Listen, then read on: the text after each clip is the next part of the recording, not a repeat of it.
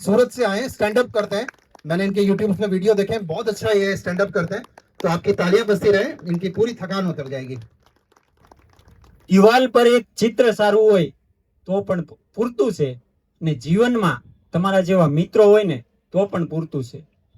મિલાવો હાથ મેલા ગેલા, બસ મનમાં એક વિચાર સારો હોય ને તો પણ પૂરતું છે. એ સાસુ આંસુ અને સોમાસુ ગમે ત્યારે આવે. તમારે જોવું, સાસુ કઈ પૂછીને ફોન કરીને ન આવે, ગમે ત્યારે આવે. આંસુ ઘણાને જોવો તમે કે એને લગ્નમાં રોવા બે, એટલે આંસુ. અને ચોમાસુ આંબાલાલ એવી આગાહી કરે કે 24 કલાકમાં ભારેથી અતિ ભારે વરસાદ આવશે. આખું ગામ રેનકોટ પહેરીને જાય, વરસાદ ન આવે. અને તમે જયારે તૈયાર થઈને લગ્નમાં જાવ તો જ થાપ કે છત્રી ભૂલી જાવ તો આવે. હા, એટલે એનું નક્કી નહીં. એક જણાએ તો એને હાહુને ફોન કર્યો, એ કે મમ્મી કે બોલો ને જમાઈ શું છે? એ કે તમારી દીકરી છે ને? દીકરી કે હા તમારી દીકરી છે ને, એવી કોઈ દીકરી હોય ધ્યાનમાં રાખજો ને. ચા તો એના હાહુ નહીં મંડો. એ કે વાહ વાહ જમાઈ વાહ, કે મારી દીકરીને આજ તો વખાણ કર્યા. બોલો ને જમાઈ શું હતું? એ કે તમારી દીકરી છે ને? દીકરી એવી કોઈ દીકરી હોય ધ્યાનમાં રાખજો ને. એ કે કેમ જમાઈ, તમારે કોઈ નજીકનો મિત્ર છે? એ કે ના એક જણો બહુ વાયડી નો થાય, એને પાઠ ભણાવે. કેવા ગાળિયા કરે બોલ. એક છોકરો ને છોકરી આમ બાકડે બેઠા હતા, સમજ્યા? છોકરો ને છોકરી આમ મસ્ત બાકડે બેઠા હતા. છોકરીએ છોકરાને કીધું કે એકચ્યુઅલી કે છે ને, હું એવા છોકરા જોડે લગ્ન કરવા માંગુ છું જેનો બિઝનેસ બહુ ઊંચો હોય. છોકરો મારી જેવો દેશી હતો. એ કે બોલ ને, હું કેશો ફરીને કેતો કે એકચ્યુઅલી હું એવા છોકરા સાથે લગ્ન કરવા માંગુ છું જેનો બિઝનેસ બહુ ઊંચો હોય. છોકરો કે હું તારા માટે એકદમ પરફેક્ટ છું. કે કેમ, તારો બિઝનેસ બહુ ઊંચો છે? એ કે હા, મારે ગિરનાર ઉપર પાનનો ગલ્લો છે. શું કરો તમે? અને અહીંયા તો ઘણા યુવાનો બેઠા છે, અને યુવાનો મને બહુ ગમે હો. કારણ કે આમ જો હથેળી મયું લઈને આટા મારતા. હા, યુવાનો તમે જો હથેળી મયું લઈને આટા મારતા હોય, બાવડામાં બળ હોય ને પગમાં પાંખો લાગી ગઈ હોય, અને મનમાં કઈક કરી છૂટવાની તમન્ના હોય.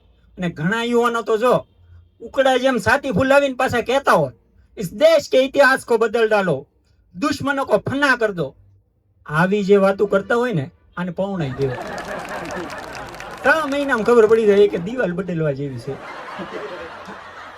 અને બેન્યુની થોડીક વાત લઈ લો. નકર કે રોયો ઠેઠ સુરત થી આવ્યો પણ આપણું કઈ લાવ્યો જ નહીં.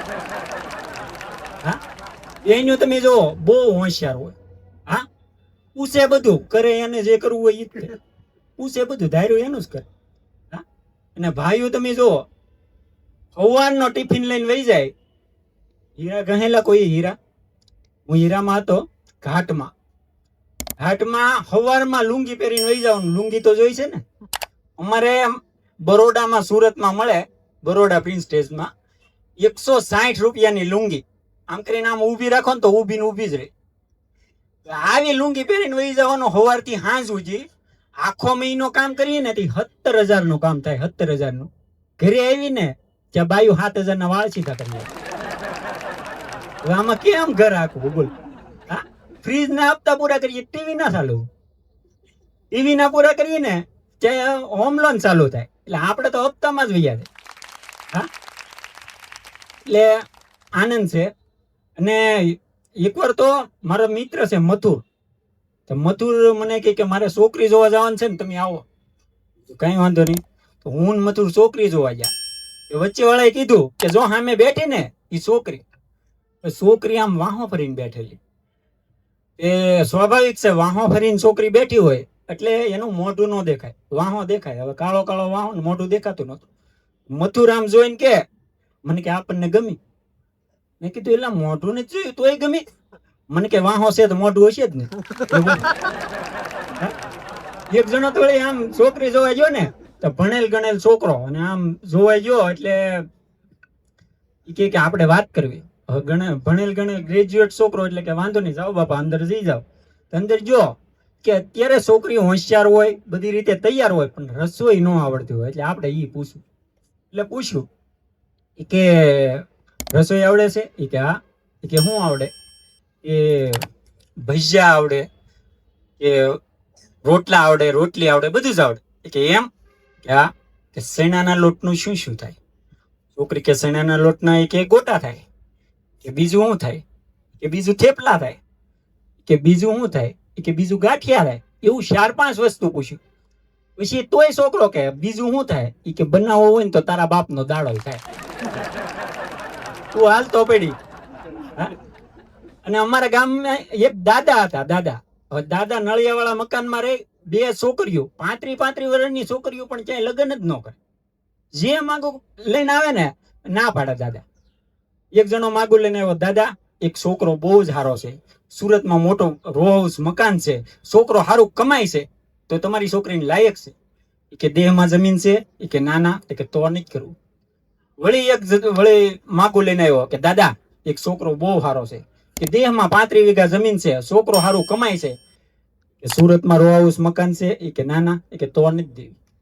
વળી એક જણો માગું લઈને આવ્યો, દાદા કે આમ જો તમારી છોકરીને લાયક છોકરો છે, કે 35 વીઘા જમીન, સુરતમાં રો હાઉસ મકાન, 2 લાખ રૂપિયા પગાર, કે કેટલા ભાઈઓ છે? કે 2 ભાઈઓ. કે તો નથી દેવી. એકનો એક હોય ને તો દેવી. આખું ગામ બતાવીને થાકી ગયો.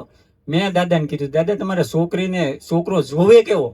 મને કે દેશમાં 35 વીઘા જમીન હોય, સુરતમાં રો હાઉસ મકાન હોય, 2 લાખ રૂપિયા પગાર હોય ને એકનો એક છોકરો હોય ને તો દેવી. મેં કીધું એમ? તમારી છોકરી કરે હું? મને કે દેહમાં હાઠ્યું કે બોલો. વળી એમાં એક મરદનો દીકરો આવ્યો માગું લઈને, કે દાદા ખોટું બોલીને આવ્યો. કે દાદા સુરતમાં એક છોકરો મસ્ત છે અને લાકડાનો બહુ મોટો વેપારી છે. દાદા કે બોલાવ્યો એને અને નક્કી છું. દાદા છોકરી દીધી, ધામધૂમથી લગ્ન કર્યા.